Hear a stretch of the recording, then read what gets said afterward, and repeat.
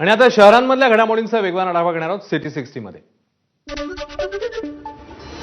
मंत्री आशिष शेलारांची सेंट्रल आणि वेस्टर्न रेल्वेचे वरिष्ठ अधिकारी, railway police, local police, Mumbai महापालिका अतिरिक्त आयुक्त आणि सर्व अधिकाऱ्यांसोबत बैठक।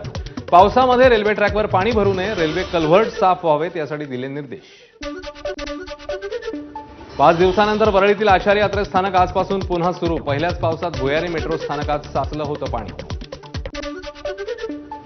चर्चगेट परिसरात असलेल्या अहिल्यादेवी होळकरांच्या स्मारकाला ओबीसी नेते प्रकाश शेंडगे यांच्याकडून अभिवादन। यावेळी चर्चगेट स्थानकाला अहिल्यादेवी होळकरांचं नाव देण्याचीही मागणी। आज आणि उद्या पश्चिम रेल्वेच्या 162 लोकल फेऱ्या रद्द। कांदिवली बोरिवली दरम्यान 6व्या मार्गिकेचं काम करण्यासाठी 36 तासांचा विशेष पॉवर ब्लॉक। मध्य रेल्वेवर उद्या सीएसएमटी ते विद्याविहार दरम्यान आपण डाऊन धीम्या मार्गावर मेगा ब्लॉक। सकाळी 10:55 पासून दुपारी 3:55 ब्लॉक।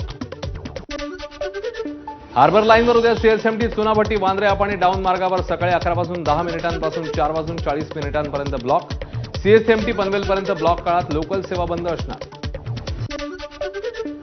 विक्रोळी उड्डाणपुलाचं मुख्य बांधकाम नियोजित कालावधीत पूर्ण। वाहतूक बेट, रंगकाम आणि मार्गरेषा आखणी येत्या 2 दिवसात पूर्ण होणार। डोंबिवलीतील पलावा पुलाच्या संथ गतीने सुरू असलेल्या कामासाठी दोन्ही ठाकरेंचे पक्ष एकत्र। मनसे आणि ठाकरेंच्या शिवसेनेतील पदाधिकाऱ्यांकडून पुलाची पाहणी, आंदोलनाचा दिला इशारा। ठाणे ते भाईंदर उन्नत मार्ग प्रकल्पाची निविदा रद्द। घोटाळा करण्याचे आदेश भ्रष्टनाथ शिंदे देतात, आदित्य ठाकरेंचा निशाणा। मुख्यमंत्री फडणवीस शिंदेंची चौकशी करणार का? आदित्य ठाकरेंचा सवाल। मुंबईत उद्यापासून मीटर रिकॅलिब्रेशन न केलेल्या रिक्षा आणि टॅक्सी चालकांवर दंडात्मक कारवाई। दर दिवसाला 50 रुपयांपणे उद्यापासून दंड आकारण्यात येणार असल्याची आरटीओची माहिती। अनधिकृत भोंग्यांविरोधात भाजप नेते किरीट सोमय्यांची तक्रार। आरसीएफ पोलीस ठाण्याबाहेर सोमय्यांविरोधात मुस्लिम संघटना आक्रमक। मुस्लिम संघटनांची सोमय्यांविरोधात जोरदार घोषणाबाजी। आंदोलकांना पोलिसांनी घेतलं ताब्यात। खासदार वर्षा गायकवाड यांच्याकडून वांद्र्यातल्या बाबा रुग्णालयाची पाहणी। रुग्णांशी बातचीत करून अधिकाऱ्यांना विचारला जाब। रुग्णांच्या तक्रारीचा अहवाल बनवून आयुक्तांना देणार असल्याचीही प्रतिक्रिया।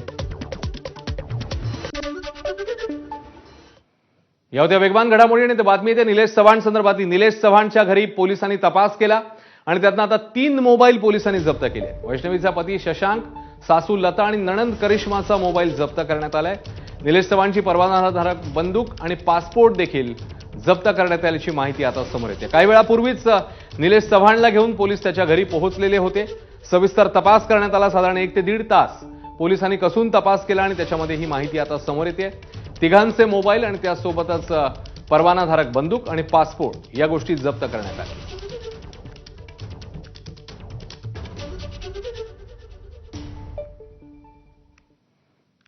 आणि आता शहरांमधल्या उर्वरित घडामोडींचा आढावा आपण घेणार आहोत। खाद्य सुरक्षेच्या नियमांची पायमल्ली करणाऱ्यांविरोधात योगेश कदम यांच्या मार्गदर्शनाखाली कारवाई। खाद्य सुरक्षा नियमांचे गंभीर उल्लंघन करणाऱ्या खुशी ट्रेडिंग आणि डीमार्ट विरोधात अन्न औषध प्रशासनाची कठोर कारवाई।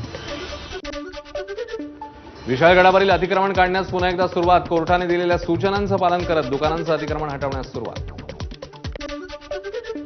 कांदिवली पूर्वेतील ठाकूर संकुलाद्वारे परिसरात जलवाहिनीच्या कामामुळे पाणी पुरवठा बंद। त्यामुळे सोमवारी दुपारी 1:30 ते मंगळवारी 3:30 वाजेपर्यंत पाणी पुरवठा बंद। वैष्णवीच्या बाळाचा ताबा आजी स्वाती कसपटेंकडे सोपवण्याचा निर्णय। सध्याच्या परिस्थितीत वैष्णवीच्या बाळावर चांगले संस्कार होण्यासाठी हीच व्यक्ती योग्य असल्याची कसपटे कुटुंबाची माहिती।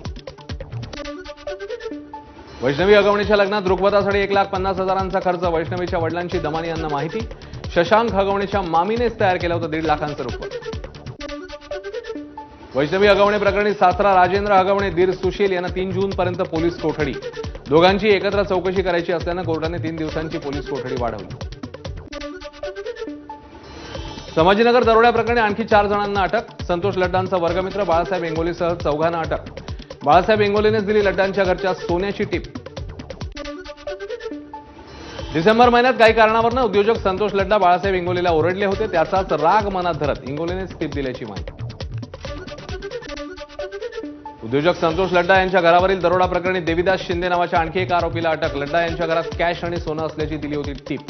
गुन्ह्यामध्ये वापरलेली कारही पोलिसांकडून जप्त।